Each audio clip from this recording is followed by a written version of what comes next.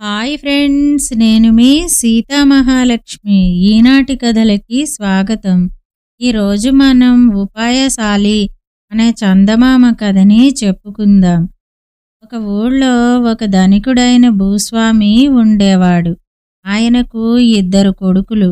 పెద్దవాడు బొత్తిగా అమాయకుడు, రెండోవాడు చాలా చురుకు.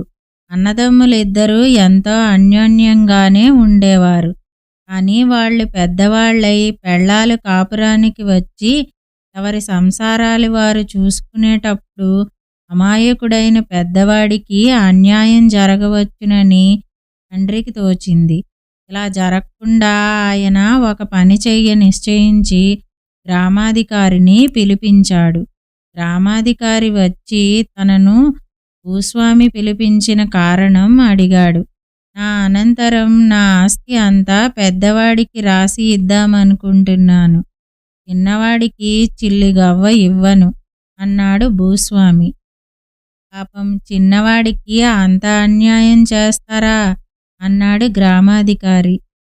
పెద్దవాడికి ఏమీ తెలియదు, చిన్నవాడు చురుకైనవాడు. ఇప్పుడిద్దరూ అన్యోన్యంగానే ఉంటున్నారనుకోండి. పెళ్ళాలు కాపురానికి వచ్చాక ఈ అన్యోన్యం ఉండదు. అప్పుడు అమాయకుడైన పెద్దవాడు చాలా నష్టపోతాడు. వాళ్ళిద్దరికీ తేడా మీరు స్వయంగా చూద్దురుగాని అని భూస్వామి తన పెద్ద కొడుకును పిలిపించాడు. పెద్దవాడు వచ్చి ఎందుకు పిలిచారుట అని అడిగాడు. చూడు నాయనా, 2 అడుగులు చదరము 2 అడుగులు లోతు గల గుంట నుంచి ఎంత మట్టి తీయవచ్చు అని తండ్రి వాణ్ణి అడిగాడు. పెద్ద బుట్టెడు మట్టి తీయవచ్చు నాన్న అన్నాడు పెద్దవాడు. సరే, నువ్వు వెళ్ళి తమ్ముణ్ణి పంపించు అన్నాడు తండ్రి. చిన్నవాడు వచ్చాడు.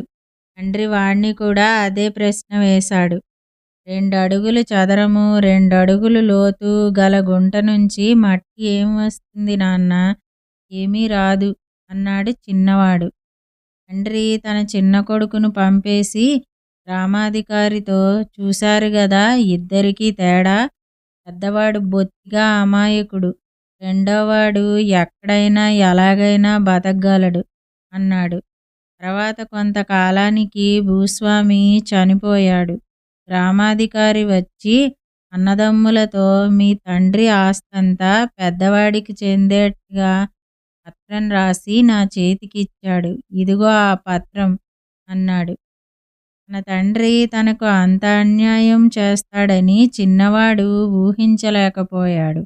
ఆయనకు తన పైన ఎలాంటి ద్వేషము లేదని వాడికి తెలుసు. కానీ పత్రంలో స్పష్టంగా ఆస్తి యావత్తు తన అన్నకే రాసి ఉంది.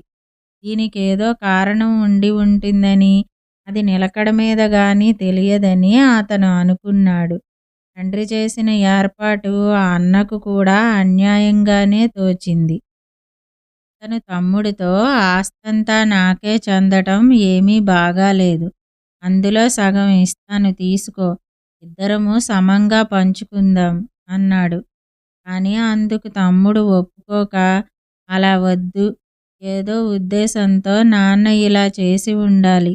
ఆయన చేసిపోయిన ఈ ఏర్పాటును మనం మార్చటం భావ్యం కాదు అన్నాడు. ఆ రోజే రెండోవాడు తమ గ్రామం విడిచి మరెక్కడైనా బతుకు తెరువు చూసుకునేటందుకు బయలుదేరాడు. కొంతకాలం ప్రయాణం చేసి అతను ఒక నగరం చేరాడు. ఆ నగరంలో కొత్తగా కట్టిన భవనం ఒకటి ఉన్నది. కానీ అందులో ఎవరూ ఉంటున్న జాడలేదు. చిన్నవాడు దాన్ని గురించి ఊళ్ళో వాళ్లను అడిగాడు. 10 లక్షలు పోసి రాజుగారు ఆ భవనం కట్టించారు. ఇటీవలనే అది పూర్తి అయింది. అయితే అంతలోనే ఆ భవనంలోకి ఏదో దయ్యం ప్రవేశించింది. దాన్ని చాలామంది చూశారు. రాత్రివేళ ఎవరన్నా లోపలికి అడుగు పెడితే అది వాళ్లను అటకాయించి భయపెడుతుంది. దాంతో వాళ్ళు బెదిరి పారిపోతారు అని ఊళ్ళో వాళ్ళు చిన్నవాడికి చెప్పారు. అందుకని రాజుగారు ఇంత గొప్ప భవనాన్ని పాడు పెట్టేశారా అన్నాడు చిన్నవాడు. దయ్యాన్ని వదలగొట్టాలని, మారణహోమం చెయ్యాలని రాజుగారు చాలా ప్రయత్నాలు చేశారు. అవేవీ ఫలించలేదు. ఎవరన్నా ఆ దయ్యాన్ని పారదోలితే 1,00,000 రూపాయలిస్తామని చాటింపు కూడా వేశారు. కానీ దయ్యాలతో ఎవరు చెలగాటాలాడతారు అని ఊళ్ళో వాళ్ళు చెప్పారు. చిన్నవాడు రాజుగారి వద్దకు వెళ్ళి, మహారాజా, కొత్త భవంతిలో ఉన్న దయ్యాన్ని నన్ను ఒకసారి చూడనివ్వండి. సాధ్యమైతే దాన్ని వెళ్ళగొడతాను అన్నాడు. రాజు సరేనన్నాడు. ఆ రాత్రి చిన్నవాడు రాజభవనం తలుపులు తెరిపించి లోపలికి వెళ్ళి దయ్యం కోసం ఎదురు చూస్తూ కూర్చున్నాడు. ఒక రాత్రివేళ ఒక అస్పష్టమైన ఆకారం గాలిలో తేలుతూ చిన్నవాడికెదురుగా కనిపించి, ఎవరు నువ్వు అని అడిగింది. నేనెవరైతే నీకేం కావాలి?